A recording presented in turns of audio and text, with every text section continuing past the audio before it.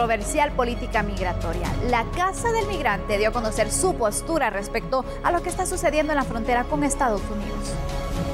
Lamentamos que va a ser realmente una deportación exagerada de niños, niñas y adolescentes. Sabemos que del 1 de octubre de 2017 hasta fines de mayo de este año fueron 29,000 familias que llegaron en la frontera México y Estados Unidos, y que es preocupante porque las personas salen de nuestros países de América Central, principalmente la región norte de Centroamérica, porque realmente la situación es insoportable, de violencia, de desplazamiento. Las maras, el crimen organizado ha ocupado prácticamente, ¿no?, la situación de esas personas. Indica que todas las personas tienen derecho a migrar y optar por la solicitud de refugio.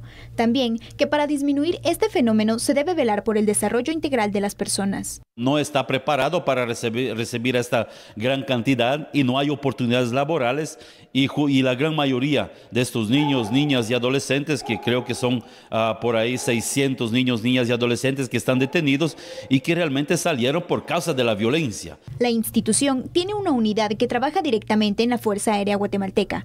Apoyará en la recepción de las personas deportadas para brindarles atención psicológica ante los traumas que enfrentan. Y sobre este mismo tema, 17 niños y adolescentes migrantes no acompañados fueron retornados al país, derivado de la política migratoria cero tolerancia. Pero aquí tenemos los detalles. 17 menores no acompañados fueron enviados de vuelta a Guatemala desde la frontera de Estados Unidos. Todos fueron enviados al albergue Nuestras Raíces, a cargo de la Secretaría de Bienestar Social de la Presidencia. Hasta el momento, todos han sido reclamados por sus progenitores. Ante esta situación con la niñez migrante, el Procurador General de la Nación señaló que de momento la responsabilidad estará en manos del Ministerio de Relaciones Exteriores, pero en el momento de que más niños sean retornados, deberán buscarle un recurso familiar idóneo. El ente encargado de hacer valer algún tipo de derecho por parte de los niños que están siendo afectados es el Ministerio de Relaciones Exteriores. Nosotros vamos a asumir la responsabilidad en tanto se pueda determinar niños migrantes no acompañados aquí en Guatemala, en donde se le dará el acompañamiento respectivo a efecto de poder localizar recurso familiar y poderlos ubicar en ellos, o en todo caso pues brindarles la protección del Estado. Pero nosotros, con relación a algún tipo de acción legal, en este momento no se tiene contemplado. Casi 6,000 menores de origen guatemalteco se encuentran en albergues en los Estados Unidos. El trato, ¿cómo es? Inhumano. Así lo han resaltado los compatriotas que fueron deportados en uno de los vuelos que arribó a la Fuerza Aérea Guatemalteca de los Estados Unidos provenientes. Así que aquí les tenemos detalles y los testimonios. Los que traen hijos van a regresar aquí con sus hijos juntos. No nos pueden mandar juntos con nosotros acá. Todos los que llevan hijos tienen que regresar aquí todos ahora. Sí. ¿Separan a los niños? Separan a los niños. Separan a los niños nomás por una semana, ya después se vuelven a juntar y los mandan aquí de regreso. Sí, los deportan. ¿Juntan a todos? ¿Cómo lo has visto? Todos. Nomás eso es lo que he visto ahí y nomás eso es lo que puedo decir. ¿Y el trato con los niños? ¿Lloran? ¿Cómo? Sí, lloran los niños, pero uno no puede hacer nada ahí. Los tratan iguales como... Los niños los tratan iguales como los mayores. Para don Jaime, la desesperación y ansiedad fueron parte de su día a día al momento de ser separados de su esposa y sus 3 hijos en la zona fronteriza. Se quedó mi esposa y mis hijos. ¿Cuántos hijos? 3. ¿Y dónde se quedaron? Ellos están en Chicago. ¿Cuántos años tienen? Tiene 17, una hembra de 11 y un varoncito de 1 año. ¿Dónde te encontrabas cuando migración te encontró? O cruzando el río. El río Bravo. ¿Cuándo saliste de Guatemala? El 28 de abril. Y caí el 28 de abril y me agarraron, o sea, nos entregamos el 10 de mayo. ¿Qué te han dicho acerca de tus hijos, tu familia? No, pues ellos ya los dieron libres, gracias a Dios, ellos están allá y a mí pues yo peleé el caso, pero la verdad pues me dieron no creíble, tuve que regresar a mi país. Según datos de Cancillería, en 23 albergues de los Estados Unidos se encuentran 5.995 menores de origen guatemalteco. 465 fueron separados al ingresar con sus padres a la Unión Americana. Seguramente usted en casa querrá saber más reacciones sobre esta política de tolerancia cero. En un comunicado, 6 exministros de Relaciones Exteriores y 2 embajadores de Guatemala en Estados Unidos expresaron que la política de separación de familias migrantes es inhumana y cruel, violatoria de los derechos humanos, de las familias y de la niñez. También el expresidente Barack Obama escribió: ¿somos una nación que acepta la crueldad o somos una nación que valora a las familias y trabaja para mantenerlos unidos? La exsecretaria de Estado de Estados Unidos, precisamente Madeleine Albright, escribió también dentro de sus redes sociales lo siguiente: referirse a los inmigrantes como animales o insectos es fomentar el odio. La Organización de Naciones Unidas se pronunció de la siguiente manera: los refugiados e inmigrantes deben siempre ser tratados con respeto y con dignidad. También el Papa Francisco ha expuesto lo siguiente sobre este tema: la dignidad de una persona no depende de que sea ciudadano, migrante o refugiado. Y me quedo con estas palabras del Papa Francisco, precisamente, Sandy. Por supuesto, persona es persona y siempre debe conservar esa dignidad humana. Definitivamente que sí, son distintas las reacciones que se han generado y todas tienen ese punto. La forma tan inhumana con la que se tratan a estos migrantes, a los menores, imagínate, algunos chiquitos que son tratados no en las mejores condiciones, están enjaulados, los hemos visto la situación, y esto se confirma con el relato también de los connacionales que han sido deportados y que vieron toda esta tragedia, toda esta situación tan complicada que se está viviendo ya en Estados Unidos. Esto es correcto, y sabes, Sandy, televidentes de La Medida, la misma nación americana, a través de sus principales medios de comunicación, una de las revistas más importantes en los temas políticos y económicos de Estados Unidos, puso hoy en su portada al presidente Donald Trump frente a una de estas niñas, ¿verdad?, que está llorando, y la actitud indiferente. Entonces, yo creo que al final de cuentas esta política de tolerancia cero se está desmoronando poco a poco, y esperemos que sea rápido. Ojalá que sí, que se pueda dar marcha atrás a este tipo de medidas, aunque lo mencionábamos que Donald Trump, bueno, dijo vamos a hacer una pausa, pero también está midiendo alianzas también para ver quiénes apoyan con ciertas modificaciones que quieren hacer. Hablamos ayer de la ley de 1997 en la cual se busca modificar. ¿Para qué? Pues para que se pueda continuar de una forma indirecta con esta política. Tienes toda la razón, Sandy. Llama la atención también el comunicado que hacía abiertamente, por ejemplo, el expresidente Barack Obama.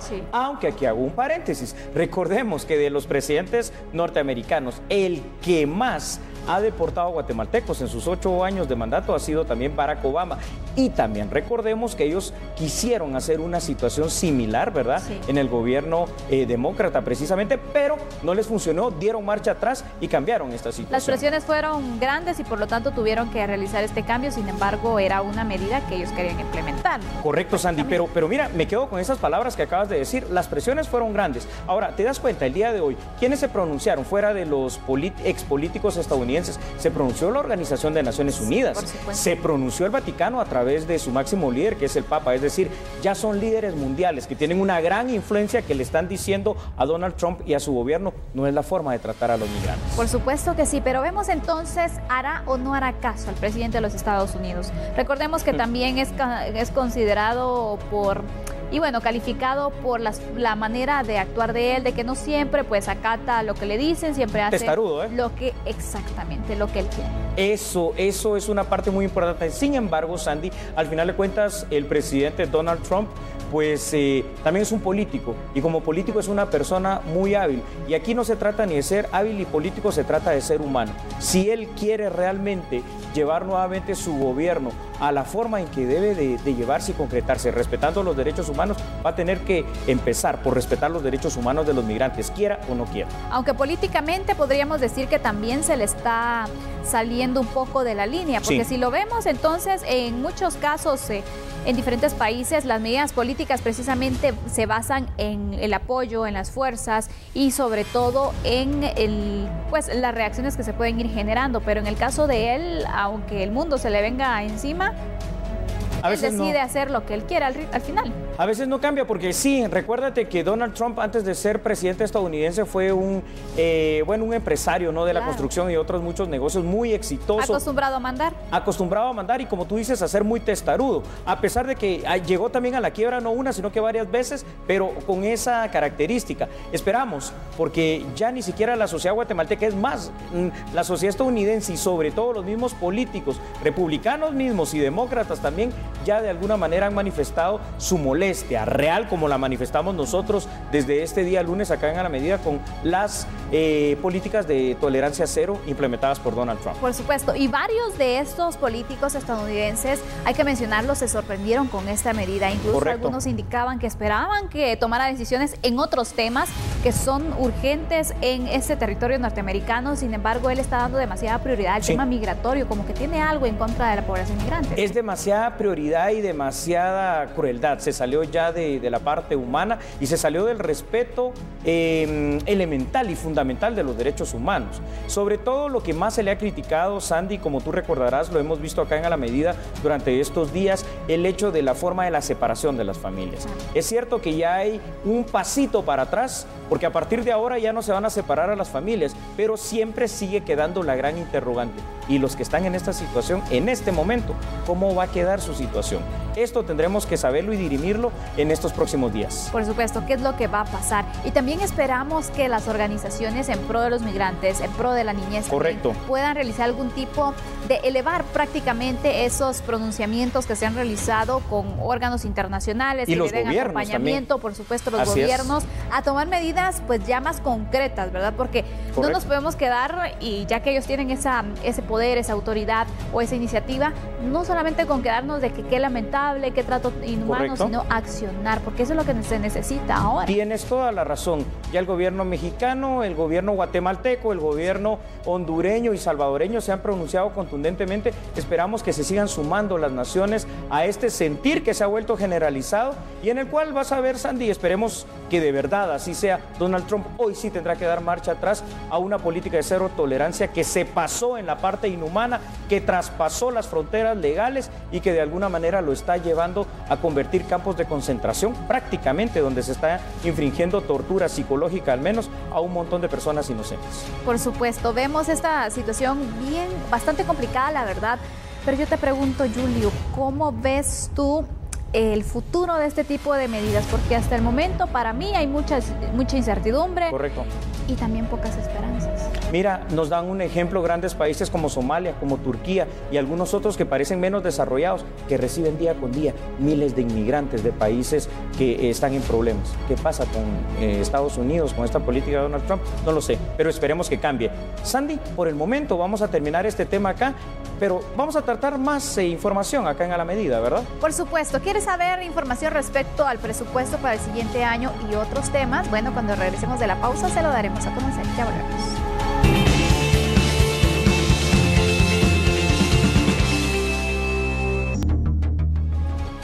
Muy bien, ahora hablemos de las acciones que se implementarán a raíz de la emergencia por la erupción del volcán de fuego. El MIDES iniciará un recuento de las familias afectadas por esta situación para determinar cuáles serán beneficiadas por el subsidio recién aprobado en el Congreso de la República.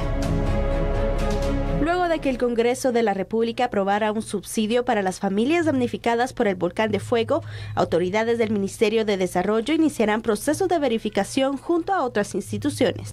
No es una cuestión puramente del Ministerio de Desarrollo Social, sino que también dependemos de la Secretaría Ejecutiva de la CONRED, de la Secretaría de Obras Sociales de la señora del presidente de la SOCEP y de la Secretaría de Bienestar Social para poder determinar a quién específicamente como familia se le puede hacer entrega de esas transferencias monetarias y también en qué momento se debe de realizar, puesto que como se les indicó al día de hoy en los albergues se tiene a las personas con alimentos, si bien es cierto los lugares son muy pequeños o pocos, son 16 albergues, tengo entendido, si no pudieran confirmar con la SOCEP y en efecto se tendría que hacer ese análisis.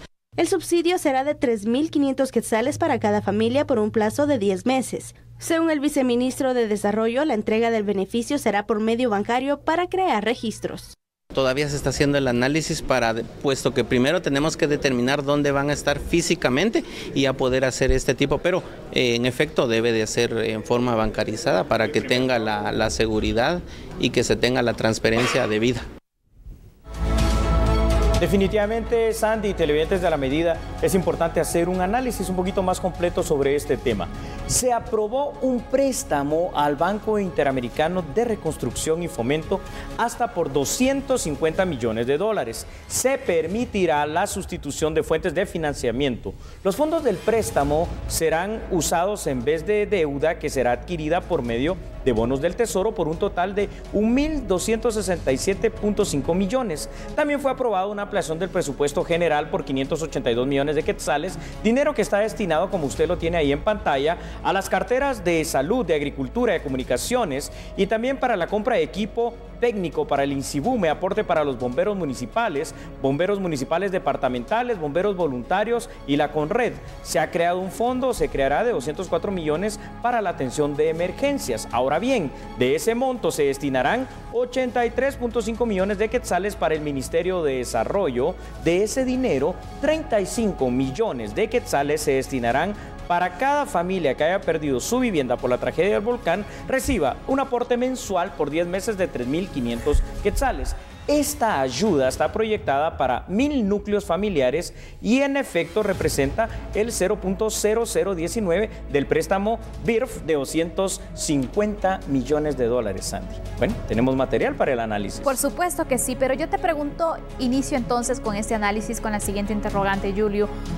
¿Será que en realidad se tiene ese registro de las personas, de las familias damnificadas? ¿Existe el orden y el control para poder destinar así la ayuda a estas personas? Es una pregunta excelente considerando lo siguiente.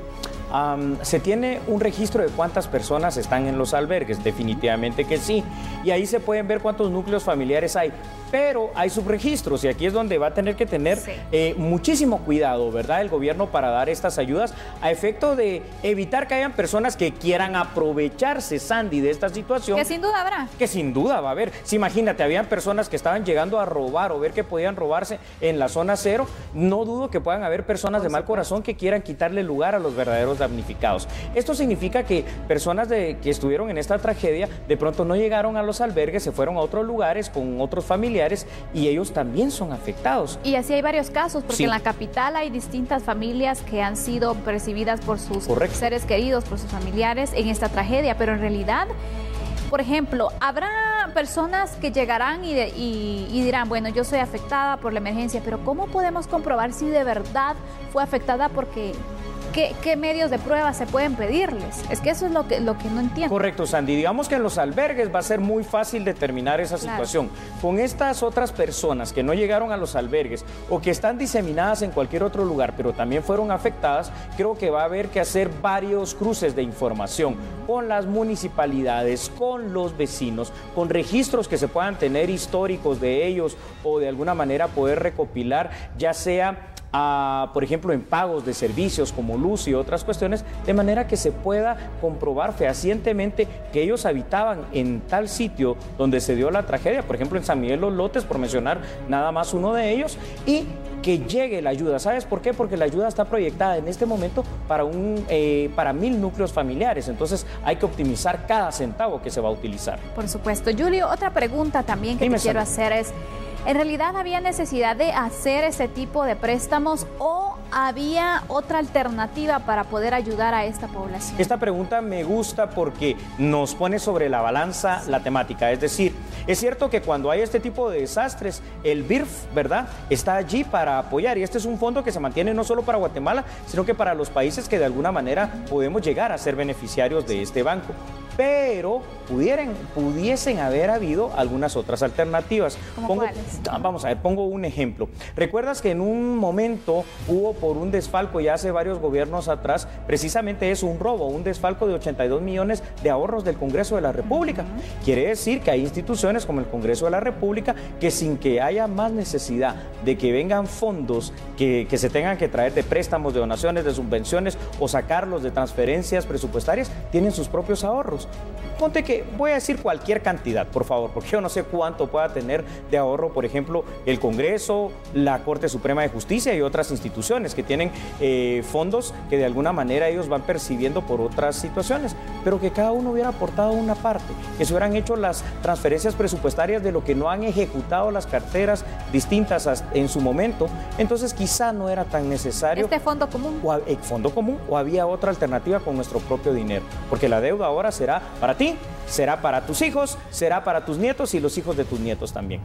Imagínate, la verdad que era momento de unirse porque las palabras pues a veces se necesitan más acciones, ¿no? En el Congreso pues esperábamos algún tipo de estas medidas, pero en realidad vemos esta situación, el préstamo que se hace y se aprueba en este caso para trasladarlos a las familias. Julio, las medidas de transparencia, porque obviamente cuando mencionamos un préstamo la población sabe que es para ayudar en cierta parte. Hay que mencionarlo en cierta parte. A las familias afectadas, qué va a pasar con el resto, pero cómo vamos a fiscalizar que en realidad esta ayuda llegue a las familias, se utilice de la mejor forma y se pueda dar esa confianza al resto de la población. Creo que tendrían que haber 3 controles. Fíjate, Sandy, el primer control, el que es lógico y clásico de la Contraloría General de la Nación. El segundo, control dentro de las unidades de control de las instituciones o ministerios que de alguna manera vayan a ser beneficiados. El control propio del Congreso de la República, que ese es uno de sus funciones, y por supuesto la fiscalización de la ciudadanía para que estos fondos se utilicen para lo que se debe de utilizar. Y bueno, de esta forma concluimos con el tema. Hay otras noticias que le tenemos que trasladar, pero esto será después de la pausa. Correcto, no nos cambies, somos a la medida.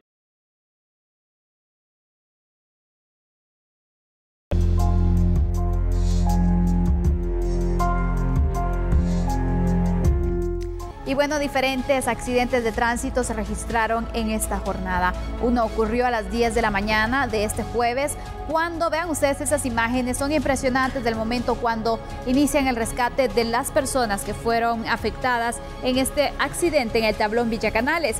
En este lugar, un autobús cayó a una hondonada, dejando como saldo 12 personas heridas. Ahí están las imágenes de esta unidad del transporte. Tras la emergencia, corrió un rumor de una persona fallecida. Sin embargo, los socorristas al momento no han confirmado este deceso. En imágenes, usted puede ver en este momento los pasajeros del bus involucrado están siendo rescatados. Vemos ahí entonces la población que se acerca para ver lo que sucedió, para tratar de apoyar, y posteriormente estas personas afectadas fueron trasladadas en las unidades de los socorristas a diferentes centros asistenciales. Se da la emergencia, entonces se activa por supuesto esta alerta en la red vial y vemos entonces cómo una unidad de transporte público nuevamente es blanco de la noticia.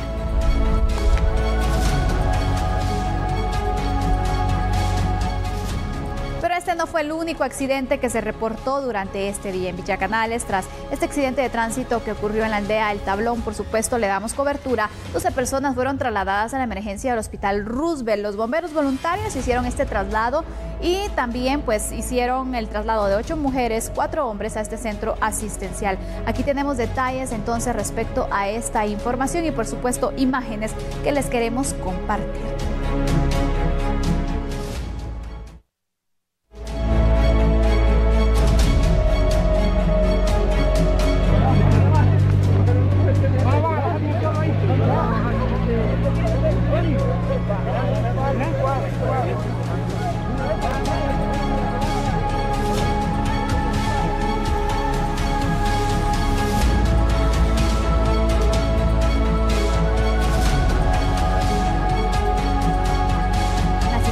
Hacen el traslado, 8 mujeres, 4 hombres.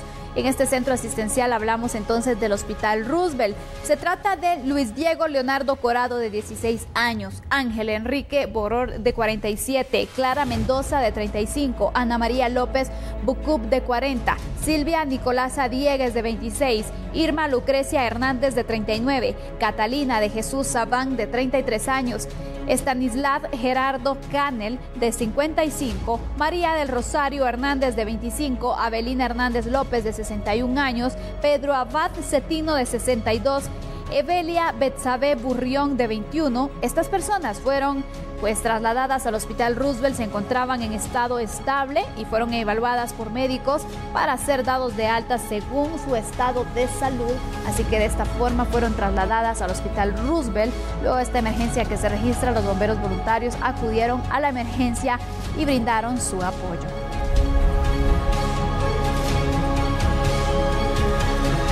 Y bueno, esto ocurrió en Villa Canales, pero si miramos para otro punto del país, también hay percances viales. Vean ustedes lo que ocurrió en San Marcos. Lo que inició como un viaje de diversión terminó en una verdadera tragedia para un grupo de estudiantes, maestros y también padres de familia. Veamos el detalle sobre este percance vial.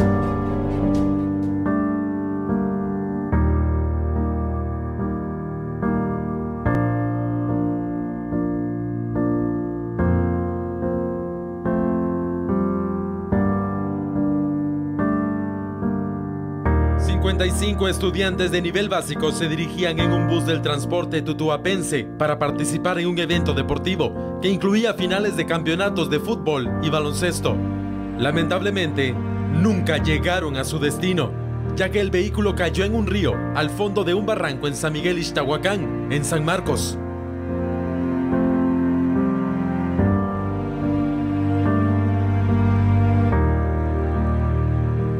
Según datos de bomberos municipales departamentales, 8 personas perdieron la vida, entre ellas el piloto. Los fallecidos fueron identificados como Fausto Jacobo, de 45 años, Joshua Lainez, de 17, Rodolfo Lainez, de 17 años, Jennifer Lainez, de 15 años, Suri Lainez, de 16 años, Elena Díaz, de 15 años, Humberto Ramírez, de 50 años y una persona sin identificar.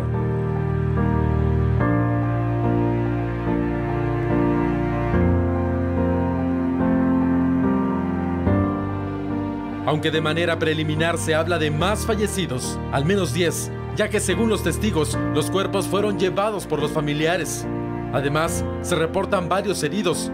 4 de ellos fueron trasladados vía aérea por parte del Ejército Nacional hacia la emergencia del Hospital Roosevelt.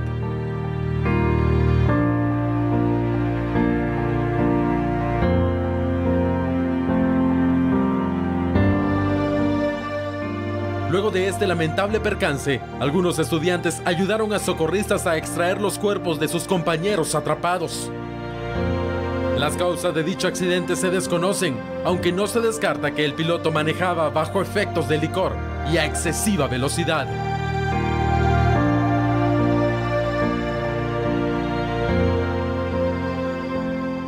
Con lo que hemos visto en esta jornada, es evidente que el riesgo en el transporte público extraurbano sigue siendo latente.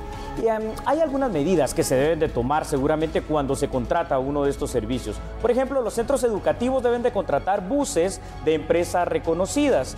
También las empresas que ofrecen el servicio de transporte deben de garantizar las mejores condiciones de sus unidades. El bus debe de contar con un seguro, debe estar en buen estado, tener un piloto calificado con la documentación respectiva. Al momento del viaje, el piloto no debe estar bajo influencia de bebidas embriagantes o drogas. Los buses no deben de sobrecargarse, que es otro de los grandes problemas, y son necesarios definitivamente más controles, más fuertes y más duros por parte de las instancias encargadas de tránsito. Hoy estamos hablando, lamentablemente, Sandy, de 2 situaciones trágicas, una aquí en Villa Canales, en el departamento de Guatemala, y otra en San Marcos. Lamentable, ¿eh? Por supuesto, pero mira, cuando se menciona un accidente de tránsito en el transporte colectivo, correcto, siempre son las mismas causas. O iba bajo la ingesta de alcohol, excesiva velocidad, correcto, o una de las consecuencias, o mejor dicho, una de las excusas prontas que dan a conocer los transportistas es fallas mecánicas. Perdón, pero para eso existen los controles, las supervisiones, el chequeo y todo lo que concierne a una unidad de transporte público. Es que estás transportando seres humanos, correcto, no objetos. Y aunque transportaras objetos, hasta por seguridad del piloto debería ser así. Exacto. Pero con mayor razón cuando se transportan seres humanos. Tú lo has dicho muy bien, Sandy, y te felicito por eso. De hecho, aquí esto se puede tipificar por 3 grandes causas. Primero, por la imprudencia, la excesiva velocidad, la negligencia, es decir, el no tener las unidades con el control respectivo, y la impericia, porque muchas veces las personas que se suben a manejar estos buses o no cuentan con licencia o no con la licencia adecuada. Sí. ¿Y por qué no decirlo, Sandy? Hay medidas que aquí en Guatemala, aunque están en ley, nadie las cumple. A ver, menciono una de ellas.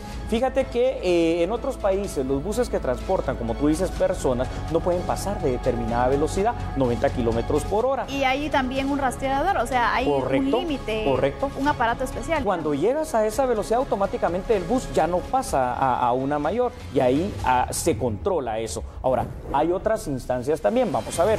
Le compete a la Dirección General de Transporte de manera general controlar, llamémoslo así, que las unidades estén en buen estado, sí, pero habrá que ver si existe la capacidad física y operativa para hacerlo. El número de supervisores es muy poco. Es muy poco, ¿verdad, Sandy? Entonces hay otra alternativa. Vamos a ver, la competencia de regulación del tránsito a nivel nacional lo tiene la Policía Nacional Civil a través del Departamento de Tránsito, la Dirección de Tránsito, muy bien dicho, pero en algunos municipios se ha delegado esta responsabilidad en las policías municipales de tránsito. Allí hay multas hasta de 25,000 quetzales cuando no cumples con esto que tú has dicho de mantener a las unidades en una condición óptima porque está transportando personas. ¿Dónde están esas multas entonces, verdad? Por supuesto. Apliquémoslas. Julio, pero para poder concluir con este tema, porque también tenemos que darles a conocer otras noticias, yo te pregunto algo y pongo esto también, saco alusión. Si vemos cuando hablamos de casos impunes, este tipo de accidente donde mueren muchas personas, se quedan en la impunidad. ¿Por qué? No hay prueba científica que pueda determinar entonces si en realidad hay consecuencia, hay culpabilidad por parte del piloto, porque el INASIF desde hace varios años ha pedido un laboratorio de accidentología, no se le ha dado el recurso, no se le da prioridad, y con este laboratorio este tipo de casos se podrían castigar ante los tribunales. Bravo, eso es el brazo de apoyo del Ministerio Público en la investigación científica, así que tiene que ser el INASIF también reforzado en todo este tipo de pruebas y de equipo necesario. Seguiremos hablando de esto en los próximos días, esperemos que ya no tanto, pero vamos con otro orden informativo. Por supuesto, y para concluir, a los colegios, a los establecimientos educativos, por favor, cuando realicen algún tipo de excursión o soliciten este tipo de transporte, por favor, solicite información del piloto y también pida cuenta respecto al último chequeo que se hizo mecánica y en los diferentes sistemas de la unidad.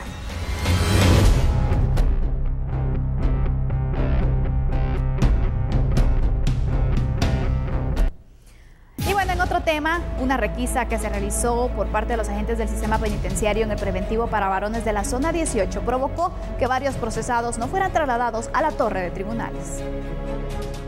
Algunos jueces del ramo penal se vieron obligados a informarle a los abogados defensores y fiscales del Ministerio Público que las audiencias programadas se suspendieron, pues el sistema penitenciario informó que los privados de libertad no serían trasladados para la celebración de las diligencias judiciales.